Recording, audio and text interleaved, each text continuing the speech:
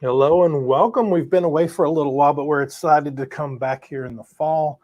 And our first interview in this fall season will be with James Butcher of Supply Pilot. James and his team have been long supporters of what we do, and we're very grateful for that. These first couple of interviews are actually going to be interviews that are previews of some of the speakers and the sponsors and thought leaders from our upcoming Sustainability Summit. If you don't already have your tickets for it, please get them. There's currently early bird specials on sale right now through the middle of the month that are $200 off. So make sure you go and get your tickets. We'll be at the Westin Cincinnati in Cincinnati, Ohio, just a few blocks from the Kroger headquarters. So James, welcome, man. It's good to see you back. Hi, good to see you as well. Thank you for having me. So James, introduce yourself and then tell us a little bit about Supply Pilot. So I'm James Butcher. I'm CEO at Supply Pilot. Some people may know me from Solutions for Retail Brands, or S4RB. So we rebranded April this year. The first event was with yourselves at Velocity. And that rebrand really marked a shift. Everything we've historically done has always been around supplier engagement, helping principals collaborate with their suppliers, whether it be quality, compliance, product development. But in recent years, we've done more and more about transformation projects that relate to sustainability. That can be your supplier sustainability, or it can be about the product sustainability. And that's not just exclusively for private brands. Private brands remains a heart of what we do. We work with major retailers around the globe, so the likes of Wakefern and Walmart in the US, Woolworths Australia, Walgreens Boots Alliance around the globe. So that will continue. But the rebrand is the fact that we actually work with anybody who's got lots of suppliers, and therefore to unlock those transformations that rely on that supply chain requires tools that allow that to happen at scale. So at Supply Pilot, we deliver expertise and cloud-based tools that allow principals to, as I say, collaborate with their suppliers. And that can be very, very much around the supplier or around the products and their packaging. And obviously that brings us to the reason we're supporting the event this year with yourselves. The Sustainability Summit's been a great place to discuss some of the challenges that are faced in private brands. And yeah, we need to obviously collaborate together to address those challenges. Well, I know you're pretty passionate about it. So because we know each other well enough, right? You've actually done some additional education and workshopping and kind of things. Tell me a little bit about some of the stuff that you've been doing. Yeah, I mean, so personally, I went back to university last year, which is with the Cambridge Institute for Sustainability Leadership, obviously, so a world-renowned university. So whilst we've been working on sustainability projects for so many years, I think the urgency that we're all recognizing of what's going on, just look at the climate challenges around the globe, you know, the poor people in Pakistan at the moment.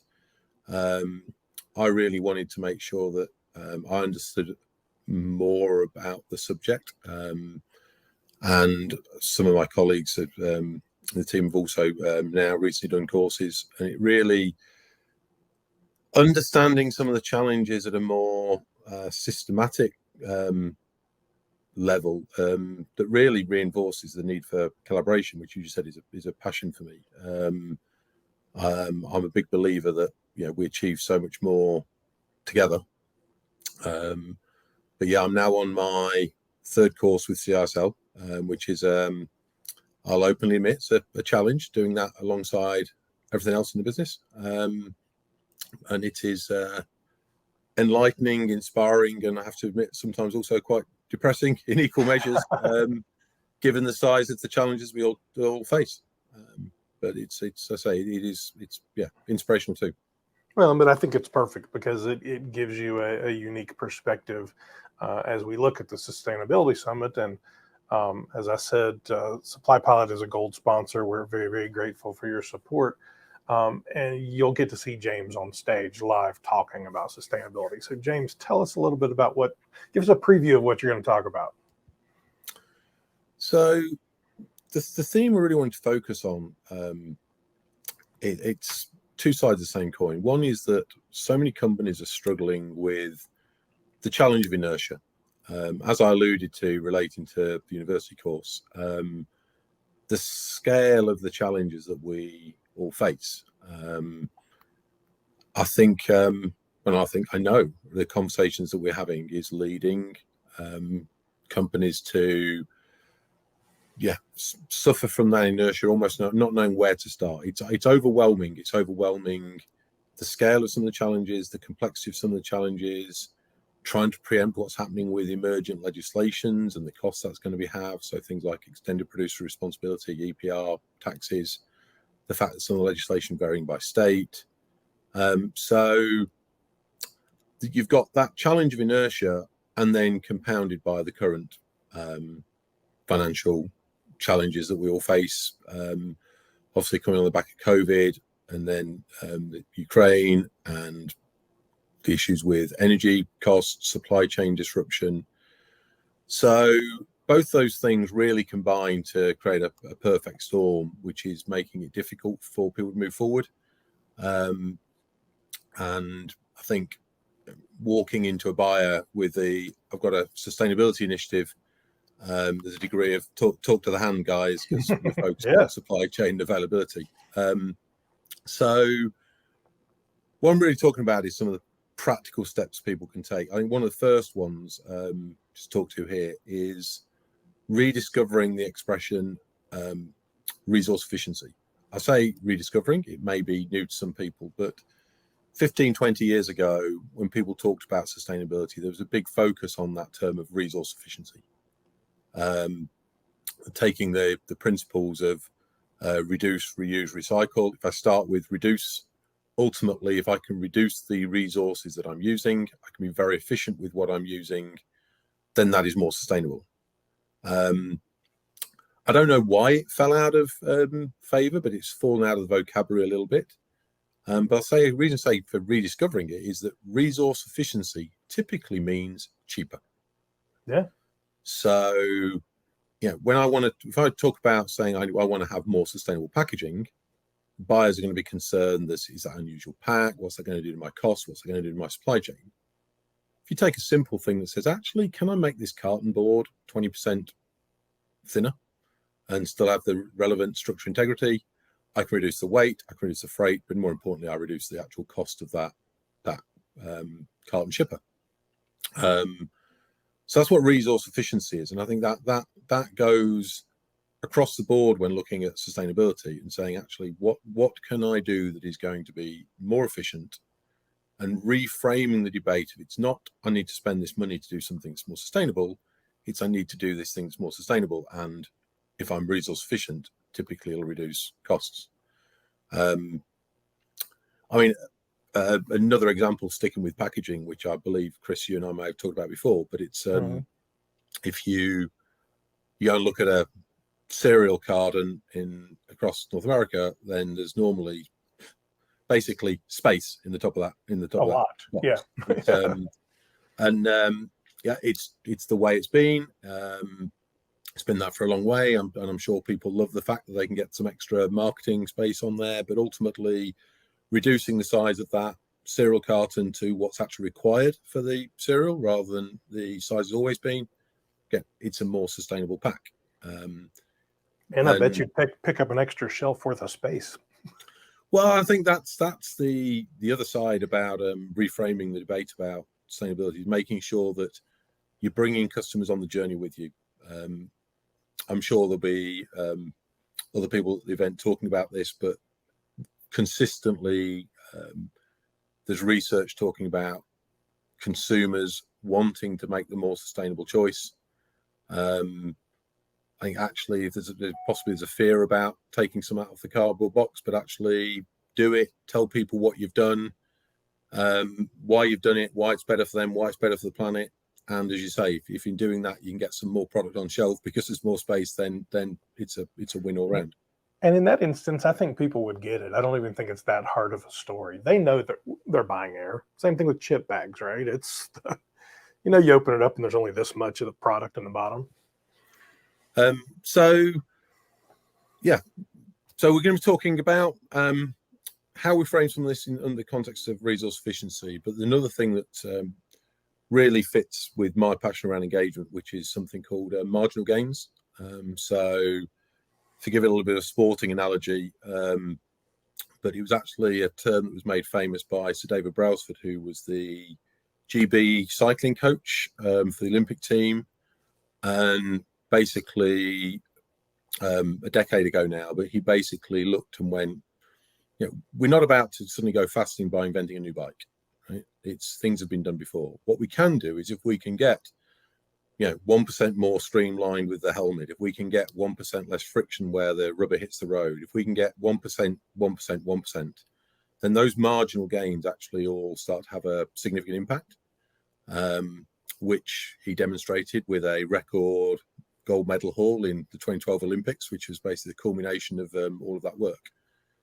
And I think there's a lot of parallels to be drawn to that when we look at the improvements that we can make across the supply chain. In any subject, but particularly with sustainability, it's if you can take all of those suppliers and get all of those suppliers to make their incremental gains, then the cumulative impact is significant. But it also means we've not got to be looking for that silver bullet. Yes, people still need to have what's going to be the next great change, what's going to be the next new polymer or whatever it might be. But most companies can't do that. What they can do is they can make significant changes now. Right. So biodiversity is an example. I think it's a great example where there's inertia because there's no standard definition for biodiversity at the moment. And again, I'll go back to the university stuff. There's all sorts of people trying to work on the definition for biodiversity. There's talk of new legislation around biodiversity. So it's very difficult to measure, and there's so many different definitions. I was speaking to some consultants who specialize in that space, and they're saying it's great working with companies, trying to drive policies, etc. How do you drive change? Well, from an engagement point of view, so go to all of your 1,000 suppliers and say, here's what biodiversity means to us. This means to my brand and my customers. I don't need a global definition. So here's what I think it means. Here's why it matters to me. Here's some examples. It could be less pesticides on crops. It could be planting a green garden on your roof. Whatever it might. There's some different examples. Say, right, supply base. Just tell me one thing you're going to do next year to improve biodiversity.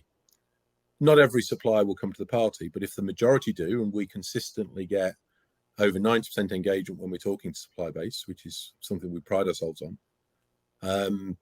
If you get the majority of those to commit to something, and again, not everyone will achieve it, but the majority of them achieve something, then that's 500 to 700 companies that have done one thing about biodiversity next year. Absolutely. And therefore, marginal gains apply. You start to make a difference and overcome that inertia, because not only have you made a difference, you've now got 500 little case studies that you can actually share with other suppliers, saying, here are things people doing.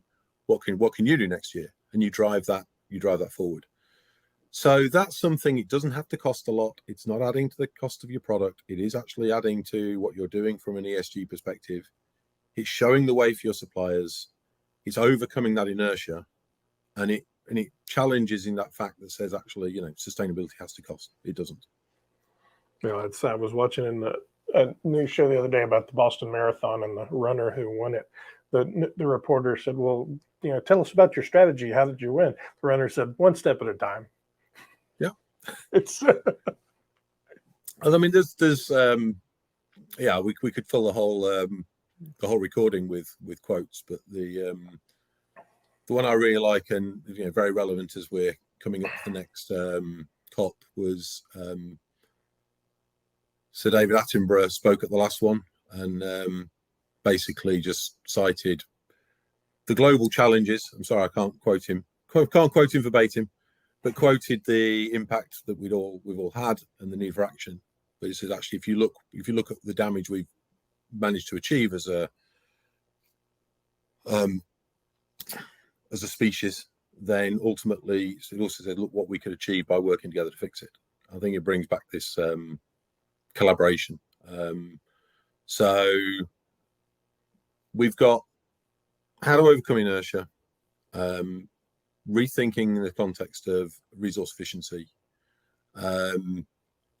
We've actually created a standard 6-step process that doesn't rely on Supply Pilot's tools. At the summit, I'll be sharing that 6-step process that helps people go through very practical steps of engaging their suppliers to drive practical change, because that's the big thing. We all need to drive change. Yep. Well, as I've told you, to me, it's time to stop talking about this as some big philosophical thing and start taking action, start doing things in whatever small way we can. So if you've got practical things that you can give to retailers and manufacturers that they can actually take those steps, I think that's perfect. And yeah, I mean, so I'll have a number of different practical examples, so hopefully something that'll resonate for everybody. And as I say, I think the great thing is a number of them, save costs too, and that's something that obviously everybody's fully aware of right now. I think I'm going to use another packaging example because packaging is so relevant to everybody. There's so many packs over the years that we bought with the little plastic window so you can see what's inside. That window makes a product less recyclable, less likely to be recycled, and adds cost. Typically, it can be anywhere between 10-15% increase in cost. But the time it took certain brands to actually take that off the pack, the meetings, the discussions, the what was going to happen, in some cases years before finally taking off the pack, it didn't impact sales. I think what was missed was the opportunity for more brands to say, here's what we've done and here's why we've done it, here's why you should buy this pack. Right. And I think I'd encourage brands to be much more open in the conversation as to what they're doing, why they're doing it, helping consumers join them on that journey. And there's some research. I'll have some more facts at the summit which I can share around this. But just an analysis of 5 retailers, independent research suggested that they'd left billions of dollars on the table by not bringing consumers on the journey with them. And I think that again, it's don't think about sustainability as a cost. Thinking about something that says that's what consumers want to buy going forward. Make it competitive, make it resonate, and help it drive the brand. Absolutely. Well, it's very exciting. So sounds like you'll have a great presentation, lots of actionable stuff. We'll have some strong conversation around private brands and sustainability. So it's a great place to be. So again, make sure you get your ticket today. If you buy right now, the tickets for the Sustainability Summit are actually on early bird rate, so it's $200 cheaper. The summit is October 18th and 19th at the Cincinnati Westin. And you'll get to see James Butcher present all this cool stuff and probably have a drink with him as well. Anything you want to add in closing, James? No, I'm appreciate the opportunity to tee this up. I think it's great that we're having the conversation. For anyone that's not been, these summits are normally very well attended, and there's great discussion. I won't just bang on about the speakers, but yes, it's great networking and sharing of ideas and knowledge. So looking forward to another great event, Chris. Thank you, sir.